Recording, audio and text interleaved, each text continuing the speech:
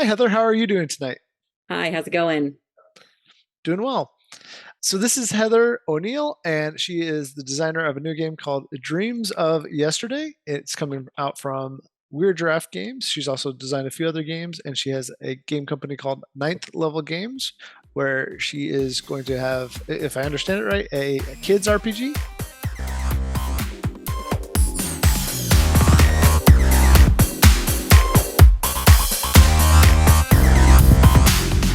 Yeah, Yeah, yeah. My last Kickstarter that I was something I worked on was a kids RPG, so that'll be coming out this summer. Yeah. fantastic. What age is that designed for? It is. It's technically no lower than 5, but probably you could do it. But basically, 5 to 13 is the sweet spot. But it's technically all ages. So it's called Venture Society, and it's uses social emotional learning as the economy of the game, so that it teaches all of the skills that elementary school teachers are trying to teach, like social awareness Mhm. and personal strengths and cooperation and communication through the game. Yeah. So it's nonviolent and it's basically your animal scouts. But the idea is, you can just have fun with it.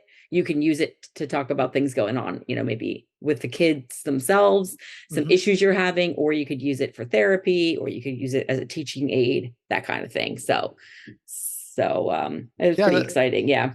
that's really cool. Because I know some fellow parents who would definitely be interested in that. So I'll be telling them about that game too. Yeah. Well, if you go at the end of Yeah, this or whenever you pop up our yeah, website, you can find everybody can find everything out about that there. So very cool. So is that part of your background then too? Is teaching or not? no, Yeah, yeah, we can go into the whole story if you want. sure. Yeah, But yeah. yes, so I've done board game designs. I've been kind of on and off doing board game designs. I don't know, for close to 10 years, let's say. Hmm. But the company is like 50% RPG, 50% board game, kind of almost more RPG nowadays, but in the last few years. But I never myself did an RPG. I would maybe give some feedback on them, but I never designed one. And then I met a couple of people from a convention that have a company that called Gaming Approaches uh, to Therapy, or through therapy. And it's Okay. basically um, for kids who need therapy for some reason, and teaching them better ways to deal with it through gaming. So that's kind of what they do, and they love games. So they actually use some of Ninth Level's games, including Meeple Party, in their sessions, and that's how we got talking, and then we became friendly. And then fast forward to it's the pandemic, and I'm like, hey guys, I kind of want to work on an RPG. And we talked one time about maybe doing a Yeah. kids thing or a therapy thing would be cool, and they were like, we're in. So summer-ish 2020 we started working on it, and then later in 21 we brought in another friend who's a fourth grade teacher and like a creative writing consultant, to kind of take that educational point on it and kind of talk about how could the kids improve their writing skills, how could Hmm. they be creative in this game. So kind of that angle came in. So because of that, I was like, this is why I want to make it. I want to Yeah. make it for those reasons, not just because I want to say I want to make an RPG. So once they were all on board, I kind of handled the system, and like the mechanics and all of that, and Hmm. worked a little bit on the theme, and obviously made the ideas with everybody there. And then they would handle like some of the adventure writing and some of the therapeutic Hmm. guides and that type of thing. So by Yeah. the end of it, it was definitely a team effort. Yeah. So Um, so what did you find challenging or most different from your experience in designing board games? it is a lot more writing. Yeah. You need to world build a lot more. So I've always Yeah. kind of been, oh, bullet points. Here we go. And sure, you can do that a little bit in RPGs, but in a board game, you can read the one sentence world explanation and see the picture, and then it's like setup. Do this, do that, Yeah. done, right? Yeah. So it was definitely like, oh, we need to like think of this whole world, like, and because they're animals, then someone's like, do they have pets, because they're already animals, and you have to think of these things that you wouldn't think about that are going to get questioned during the game, Yeah. and make sure you have all your ducks in a row that make sense, instead of just presenting like the blue chip means water and the yellow chip means corn and we're farmers. So Yeah. that's all you Yeah. have to say in a board game. So um it was definitely like much more than I thought we would need to do, that in the writing end of it. So again, I've seen it happen. I've been behind the scenes on RPGs before, Mm. um, but I didn't realize, okay, even when I'm making a quote unquote simpler RPG, there's a lot more before you even talk about the design of what you do in the game and how you roll dice. Like, there's a lot more going on in, Yeah. in that section. And the building, how you roll dice and what you do is not too far off from simple, the same kind of or board game design mechanics that I might be more used to. It was more of that part that was like, wow, this is going to take more than 3 months, more than 6 months, a lot longer than we thought to get through that to the way we liked it to be done. Mm-hmm. So So that was definitely a surprise. Yeah. yeah, were you working on, because this is kind of the exact opposite than on that Oh, note. yeah. Were you working on this concurrently, or where did this come from? Yeah, concurrently. I did a Okay. lot of design in 2020 because Mhm. on top of the pandemic and everybody kind of having Yeah. potentially having more free time. Maybe if you have kids, you don't, but I don't. So I did not have that problem where they were at home all the time. Yeah. But uh I previously, before the pandemic and even in the beginning, worked a full-time job as a project manager Mm. and was looking to get out of that. I was looking to leave anyway. And then when the pandemic hit, I was like, maybe I'll like see what's happening for a couple of months. And then I figured out that it was okay. I could leave, and the company was, our company was okay enough that I could leave. So then I left and was able to focus like 40 hours more on ninth level the company and my Yeah. design and my freelance work and things like that. So that, on top of the fact that we weren't going anywhere doing vacations or anything else, Yeah. 2020 I had a lot more time to do this kind of stuff. So we worked a lot on the Venture Society RPG, and then I worked on other designs that I had been developing. There's a game called Iceberg that I'm developing with Nat Levine that we signed Mm-hmm. way before the pandemic, that is going to be coming out in the next year, let's say, probably on a Kickstarter or a backer kit. Did a lot of work on that. And then I did a bunch of different contests. So I did the Haba contest, and I did this one, which I'm not sure if you're even aware, it was part of a contest. No, I know Um, Carla runs contests, but I didn't know that this one was. yeah, so this Yeah. was part of a Yeah. contest. So again, it was one of those, hey, like, I've got the time, I'm going to work on all these things. So Carla it was an 18 card contest. If you're familiar with Button Shy, Yep. little 18 Yep. card games, but it was make an 18 card version of, inspired by one of Weird Giraffe's existing games. So you had the option of picking any of their games. Mm-hmm. So you could do Find the Library, you could do Dreams of Tomorrow, you could do Gift of Tulips, you could Tumbletown, I think was one of the options. I can't remember if that was out or not, but you could pick from them and then see what worked for you. And Yeah. in doing so, it just kind of, I had a really good idea for Dreams of Tomorrow. And I felt like a lot of people were going to do Fire in the Library. So Mm. I just like Yeah. skip that one. And I had an idea, and I was like, let me just start working on this. And within a few weeks, I feel like I had a solid enough idea that I was able to like play test it a lot and felt comfortable like submitting it. And sure enough, I guess it was okay, because then she ultimately, Carla ultimately signed it, and now it's going to backer kid soon. So yeah, it was just another one of those, like, probably had I been working full time, maybe that wouldn't have happened because I would have Yeah. been stressed and burnt out. But I had that freer brain Yeah. space to kind of do that. Yeah. What I'm trying to figure out here is how many cards did it end up with? I think it went with 24 at, Okay. at the end of it, but the contest was for Right. 18. Yeah, I think in development they were like, maybe this is a little too tight. Yeah. So yeah, but it was very, very tight. And if if you want to chat a little bit about that, you can Yeah, maybe yeah. show one of the cards. But I ended up, the cards are double sided with Hmm. different things because, again, very limited space when we were Yeah. working on the design here. Yeah. Yeah, so like this, for those who are listening, this one has a vase on one side, and there's points that you can get from. I forget what the things are called because the names just don't stick with It's me. like Of what? artifacts, and then there's different, and Yeah, then those are urns, but then there's like different categories of yeah, artifacts. Yeah. yeah, yeah. Like there's, I don't remember the names of the different categories, but there, I just call it the bones and the okapi. I was gonna say, I think I did call it bones, but here, oh, they named them different. Than they made them Yeah, cute names, so it's bygone bones and cultural curiosities and yeah. astonishing antiquities and diverse discoveries and unusual urns. Um, I I know I guess had, the alliteration should stick with me, but yeah, the alliterations were there. And then on the back is the resources. yeah. And So this one that one. has books and cash. Right. So it's Yeah, knowledge, money, and prestige are yeah. the resources. So when you're trying to take a car, when you obviously have to pay the resources and then you can, pay for the card.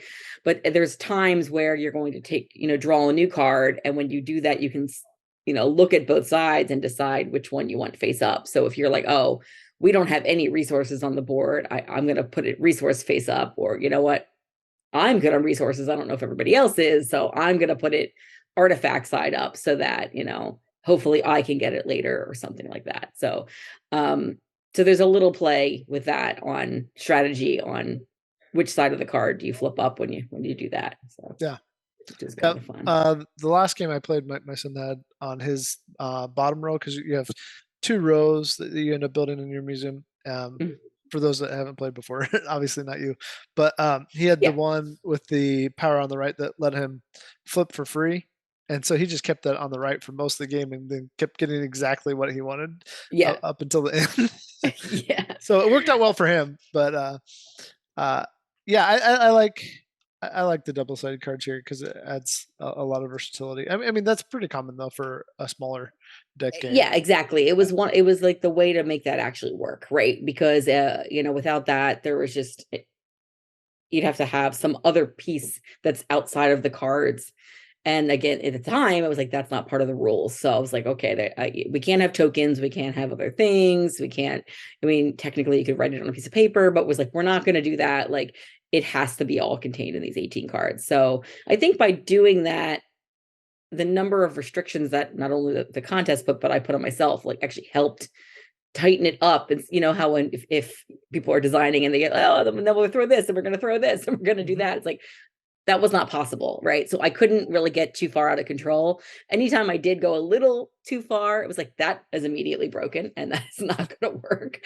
I can't even go through 2 rounds and we're out of cards, or whatever it Hmm. was. Like, it was pretty clear that this had to be as stripped down as humanly possible. Hmm. So that was kind of good to see that fairly early, that like trying to do too much with it was just like not going to happen. So yeah, it was good. I mean, my thought was, I saw the rondel in Dreams of Tomorrow and I was like, oh, I want to do a rondel, but I want to make it like the opposite of that. Like, what if it was back like yesterday instead of tomorrow?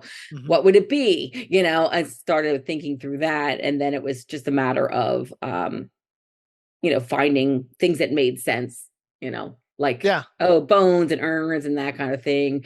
And then a matter of, okay, then it was, okay, what would the resources be? Okay, Hmm. here's what they are. And then that came up through, like, in that first 3 weeks pretty quickly. And then it was from the 3 weeks to the whatever number of weeks later I submitted it, was the playtesting and like finagling it and fixing it a little bit.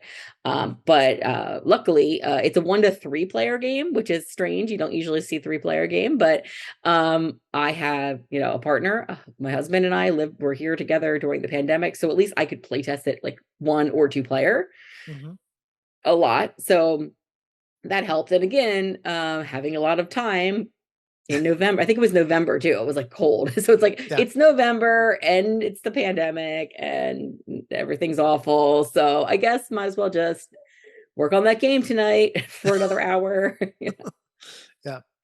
Um, I actually really like how the pacing ended up in this one. I like Dreams of Tomorrow fine, Yeah. and no shade against it, but sometimes the pacing on that one feels a little bit off. Okay. Yeah. For me personally, Okay. like because as you're moving around, you see something you want, and then it can get messed up pretty easily. Yeah. But the trade-off in this, and it sounds like you worked on that a lot, in terms of, how tight the game was.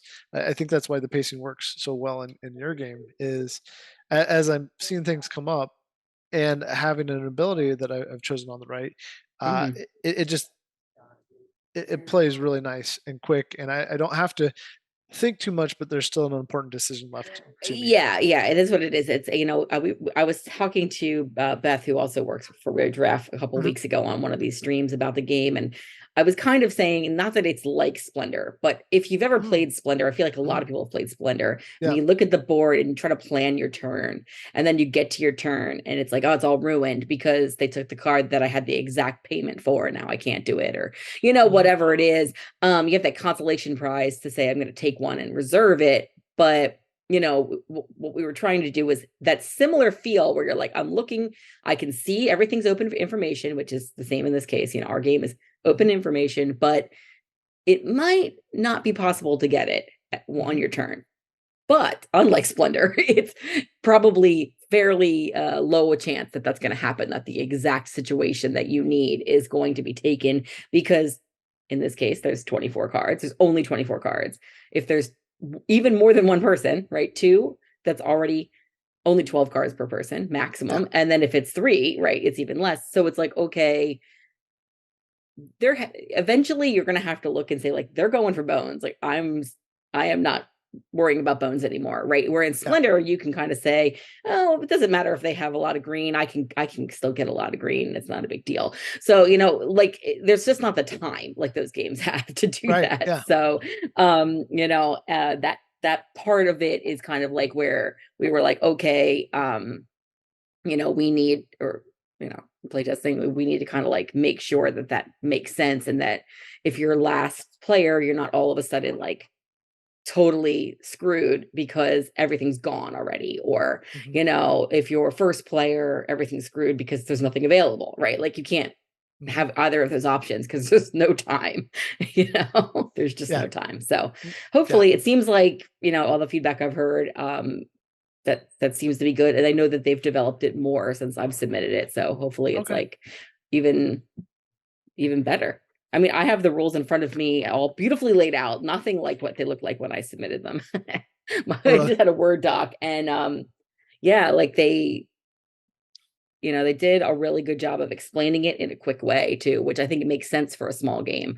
Mhm, So you don't want to have to be like, oh, it's this one deck of cards, but now 30 minutes later and we haven't played. Like, that's, or even 15 minutes later, that's way too long.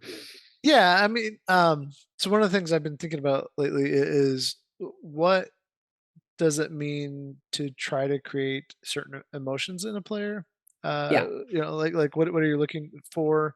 Um, whether it's tension or just happiness or whatever. So, Yeah. like, what would you say that you are trying to create in someone who picks this game up? Yeah, I wouldn't say tension at all in this one, even though, like I said, there's a little bit, it's definitely a little bit of an urgency. I would say there's urgency going on, but it's also like a satisfaction of being able to go for your plan, or Mhm, correctly choose when to switch your plan and make that work out, right? So um there's that time where you say, I'm going to do this option and it works, and then there's going to be the time where you're like, oh, nope, not going for artifact or antiquities anymore, got to go for curiosities. And it works out because there is a little bit of luck in there. Obviously, there's, you don't know what's going to come up. There's a little bit in there, so you have that, like, yes feeling that when it works out, but there's yeah. also an urgency to keep a very close watch, to be like, should I just stay on this line, or should I change it up? Should I Hmm. take that now, or shouldn't I? Right. So those are the two emotions I would say that this game is bringing. Cool. Yeah. Um, who do you feel like influences you right now? Not just in general, but right now, Yeah. who influences you as a game designer? Ooh, that's a good one. Um, back in the day, I would always say Reiner, was it Knizia? I can never say his Yeah. last name. Because I always loved all of his games. So Uh-huh. like I always liked everything that he did. So I would say like, old school, even though he's still designing, but I'm just saying old Oh school, yeah. I would say him. Um, gosh, now Like, are you reading new things since you're getting into more RPG writing and all of that, I or mean, a little bit. I mean, I'm not really like I wouldn't say I'm like an RPG connoisseur or anything. yeah, It's more like I play a lot of games, if you couldn't tell. yeah, I play a lot of games and I meet a lot of game designers and have a lot of discussions about game design. And so like I have some people in mind that are like, oh yeah, I love everything they do. Like I love Jason Morningstar, who did Fiasco, hmm and many other interesting things because he just thinks like over here and everybody else is kind of here. Um, and yet it's still approachable, which is cool.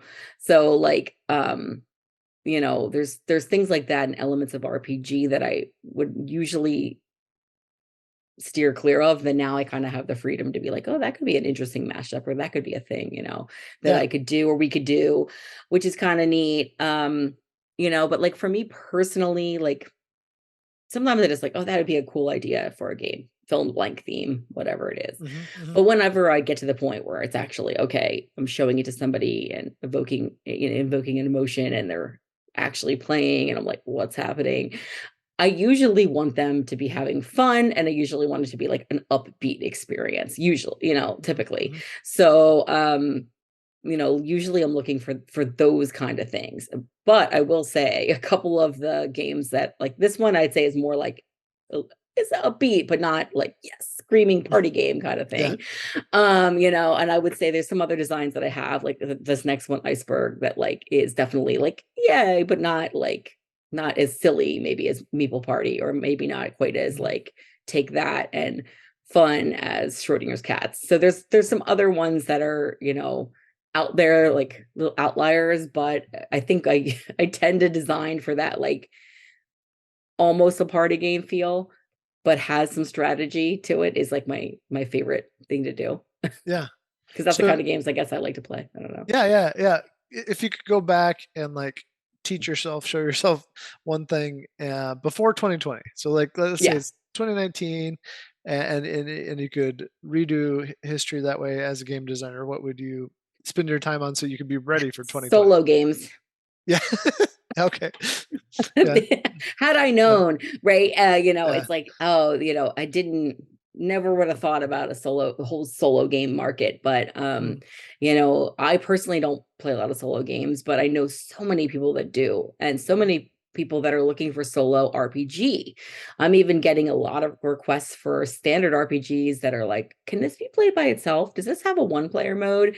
So again, Interesting. 3-4 years ago, would never really have thought about that. So that would have probably that would be my like that whole thing that they say like in Back to the Future, he's like bet on this, or game, or in other movies they're like, oh, here's a Beatles song and you're going to be the next big star or whatever. It's like, no, make some solo games, because I think had like known that and could have gotten them out in 2020, it's like, oh wow, Yeah. Yeah. that would be good.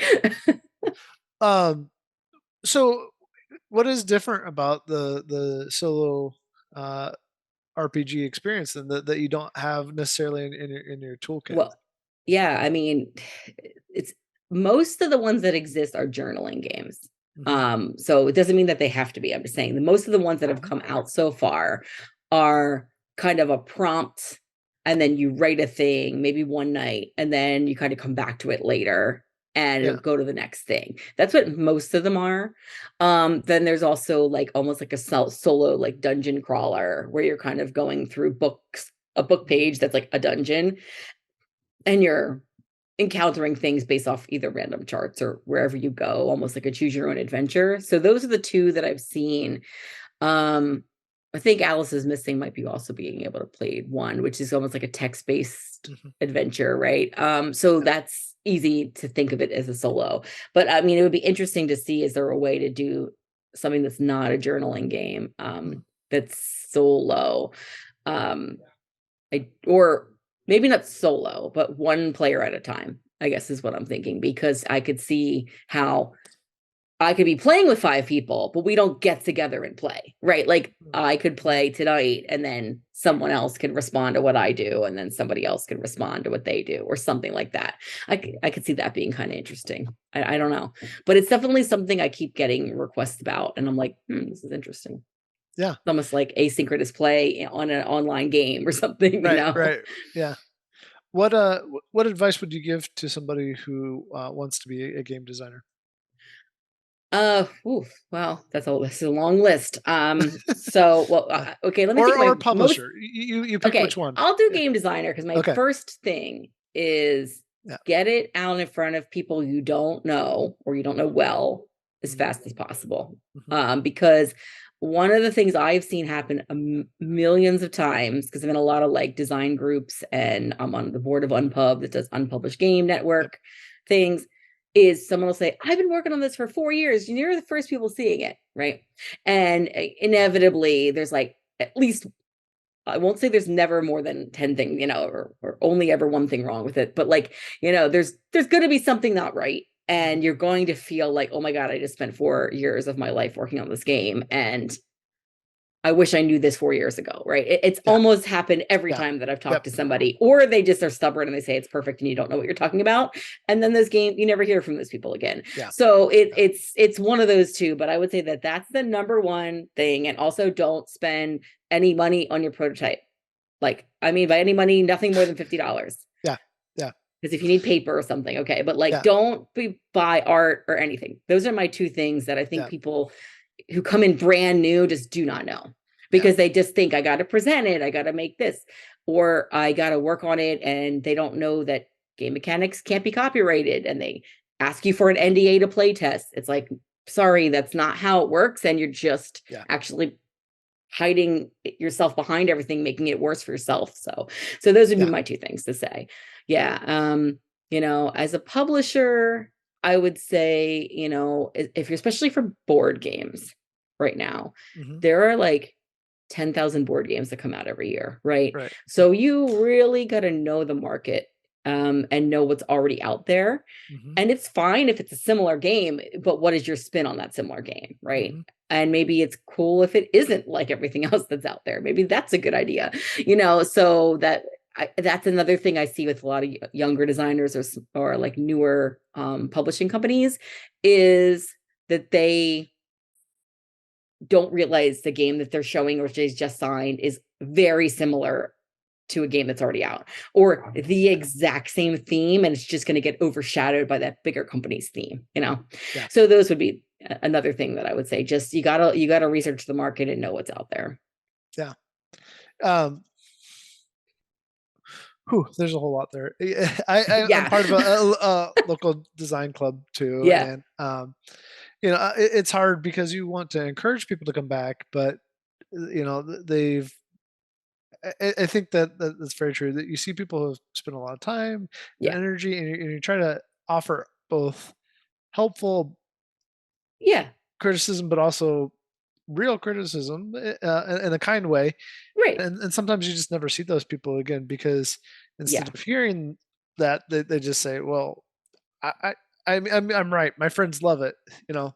Exactly. And the idea that you have to get beyond your friend group And is that's very fine. yeah. It's like, hey, they're still a designer. That's Oh, fine. sure, But yeah, they're probably not going to be a published designer in the way that we're thinking of hmm, published designer. They can make some copies and sell them on a website, sure. But if you want to go to that next level of getting signed by like an Asmodee or like a Pandasaurus or something, or hmm, Fantasy Flight or something like that, it's not going to happen. Like you have to have it.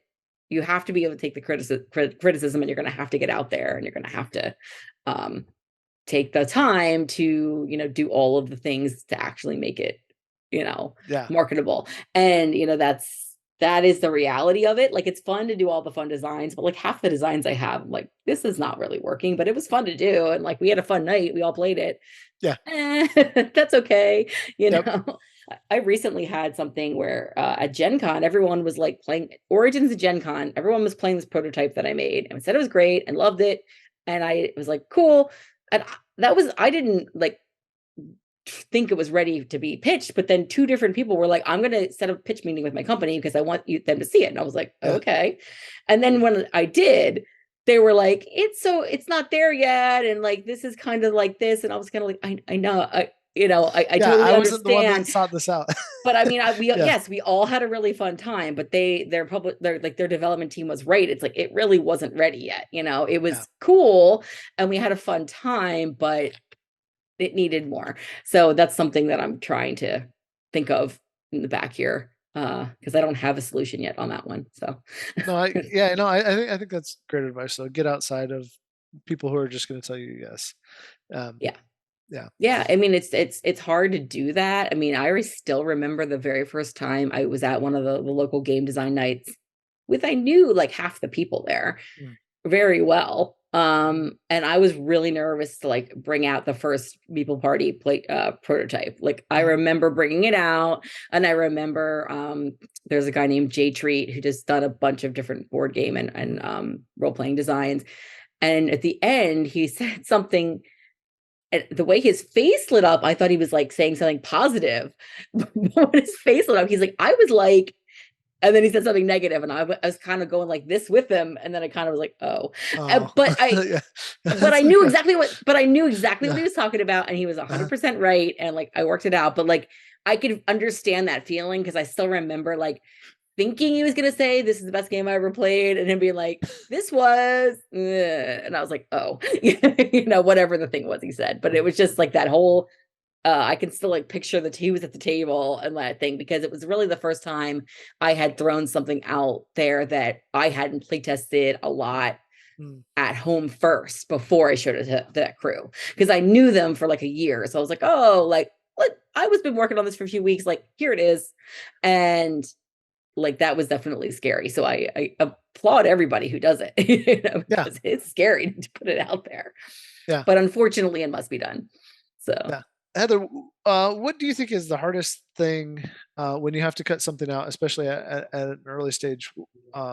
Is it hearing that feedback that you're talking about, or is it being attached to something, or what yeah, you makes it know what? hard? Go ahead. What's interesting is I personally find it easier to cut things out, big things out earlier in the Okay. stage.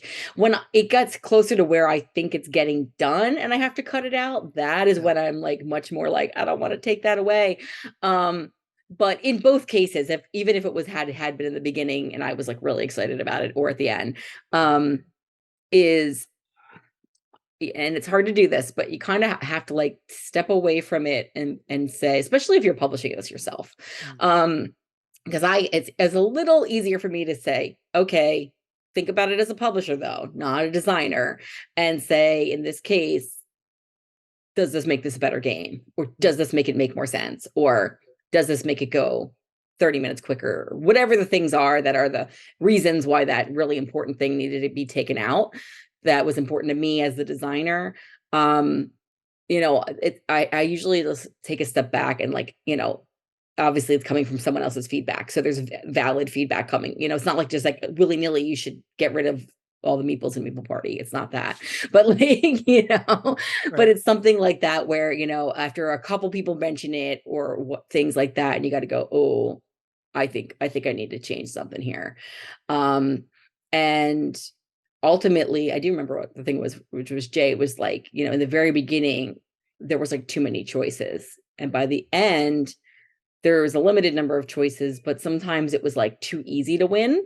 Mm, So that's what we were trying to fix. Like we went a little too yeah. harsh, or like through the playtesting, I went down to like, oh, I'm gonna like streamline this, but then there were less obstacles. So I kind of had to ramp up the danger a little bit towards the end in that particular design for Meeple Party. But even if you're designing for to be pitched to another publisher and you realize that something is coming out and it has to come out, or people are telling you this has to come out consistently and you don't want to hear it, Mm, you have two options, I guess. What one could be, you could keep it in there, and when you pitch it, see if the publishers are saying the same thing, and you might fail that pitch, or two mm, because of that. Or you take it out, play test it a bunch, see how it is, and then you have the option of being like, hey, we could add this in there again if it works as a variant or as a harder mode or whatever it is, a longer extended play. So I Yeah. mean, if it's a really cool thing that either just makes the game go too long or makes it too hard or makes it too easy, maybe you could make it a variant where it's like, hey, if you're playing with kids, you could add it if it's something easy, or if you want to really challenge yourself, or if there's going to be a solo mode, add that crazy thing, in that's going to make it really, really hard, if possible. I mean, it doesn't mean it won't have to be taken out. You know, the RPG system that we've been using at ninth level called Polymorph, that my husband developed a few years ago. The only reason it worked in 2019 is because in 2018 he took out one of the dice. It used to be 4, 6, 8, 10, and 12 were Yeah. the options, and he took the 12 away, and all of a sudden the math worked. Huh. But he had been resisting taking the D12 away for a year and was trying to make other things work around it. And then when he realized that if I just take the D12 out, it will work. Yeah. And now we have like 10 games published in it and people are licensing the system. It's like, oh, I guess it worked, Right. Right. I mean, that's pretty cool because D12s are a lot of fun, right? But Yeah. the that's interesting. I mean, not necessarily the topic we need to talk about right It now, really but isn't, but it's just an yeah, example that I yeah, know that's recently happened where he was very much did not want to take that out. And yeah. now it has like, we've had so many things. I mean, like we just right now we're working on the Return to Dark Tower RPG. Like it's using that system. So like it's gone That's from cool. like maybe this system is gonna fall apart to like we're putting a licensed game out this summer. It's kickstarted earlier this year, and we have like almost 10 games out in that system, and people are like licensing that system. So it's really Yeah, cool. But like that wouldn't happen if that D12 was there because the math didn't work. So it's just right. one of those things where it's like, well, in hindsight, you're like, oh, so glad I did it. But in the moment, it's very hard to kill your darling, as they say, in your design. And we don't have to get into numbers at all, but I am Yeah. curious. In January, beginning of February, did you all do a lot better with everything else that was going on in the world of RPGs? This year, you mean? Oh, because of the OGL. Yes. Oh, Yes. yeah. We did Yeah. fine. We had no issues. There was no issue with that. So Well, yeah, yeah. yeah, no, but did you get new customers and people showing up? I think we got a similar number. I will say, Okay. people, we have the license that people can do that, like kind of how you can do Powered by the Apocalypse, right? So you Uh, could do something in the polymorph system. So there's a kit that you can download that explains how that would work, and it has the licensing application form that shot up because people wanted, downloads of that yeah, went way up because people were like, well, maybe I'll look into this system, yeah, so that definitely went super far up. But yeah, I think people were just like looking around to be like, I need to get away from 5e possibly. So right, yeah, yeah, yeah. Well, that's all I was wondering because, like, yeah, I mean, I wouldn't say it went like gangbusters on sales, but like it was definitely a big sharp increase on people downloading the license information. well, that's Yeah. hopefully good long Yeah. term, right? Yeah. Yeah, yeah. Um, well, anything else you want to say about your game or game design or anything else that you would share with Uh, somebody maybe we've talked a couple times now about pitching a game. Any advice that you give to people yeah. who want to go out and pitch their game at Origins or Gen Con or anything? Sure. Well, first of Yeah. all, I think you should, if you're going to be going in person, also fine. But if you want to pitch online, Mm. Unpub does a whole bunch of those. I run them actually. So there's usually 4 or 5 a year. So if you aren't familiar, I suggest people check out unpub.net and subscribe so you'll get the notifications of when these things happen. And typically you submit everything in a Google form, video and your links to your PDFs and stuff. And then we pick 10 or 15 people, and then they go into Discord and are in private channels with publishers for like 5 to 10 minutes each. And it's very, very beneficial. Tons of games have been signed from that because I started doing that summer of 2020. So it's just kind of like been crazy. But so that's the first thing if you aren't familiar. But as far as pitching, I mean, you need to have a sell sheet. You have to have one nowadays, because the publishers, that's really most of what they're going to look at first and decide if they want to see more. right? So if you send like let's just say like you send an email like, hey WizKids, email, and you put here's my link to my rules and here's my sell sheet. They're probably just opening your sell sheet. Yeah. And maybe that will make them open the rules. Maybe they're more of a video person. They might watch the video, but what I'm, like that's so great to have. Obviously, you need to have all three, but I've definitely seen people where it's like they didn't put a lot of time into the sell sheet and they put a lot of time into the rules. And it's like you still need to put a lot of time into that sell sheet because that is going to get them to like think about looking further into your rules. So, yeah. Well, that will help settle a debate with a friend of mine who I'll tell you later on. I mean, maybe some publishers like to look at the rules first, but I mean, it seems to me like they all ask, hey, we need those sell sheets before the thing. That's all they really care about. So, that's what they're looking for. And then the other thing is just even if you have unlimited time, you're just sitting at a restaurant and they're like, hey, pitch me right now. Don't go on and on forever before taking a breath and letting them talk. You need to maybe have a plan that if someone's like, what's your game about? That you can say a line or two in 1 or 2 minutes maximum. And then take a breath, let them ask some questions, and then you can continue on. Because that's the other thing is I feel like some people want to just like do a whole paragraph of the entire rules in 5 minutes. And that's not great either. Doesn't mean your game won't get signed, but it's just not good for pitching. So, yeah. Well, anything else at all? Only thing is that I'm like, really happy to be working with Weird Giraffe. Like I've known Carla for a long time, love all of their games. Like it's exciting to have Beth Sobel doing the art, who's great. So, I'm really excited about it actually coming out. Cause like doing this November of 2020, it's like, oh, right. Like that's like 2.5 years ago. I'm ready for it to come out now, Time isn't real anymore. I know it doesn't. It's all silly. Exactly. Well, thank you so much for your time, Heather, and best Thank of you. luck on this and Iceberg and all your RPG stuff. And great. Yep. Thank you. All right. See you later. See you. Bye.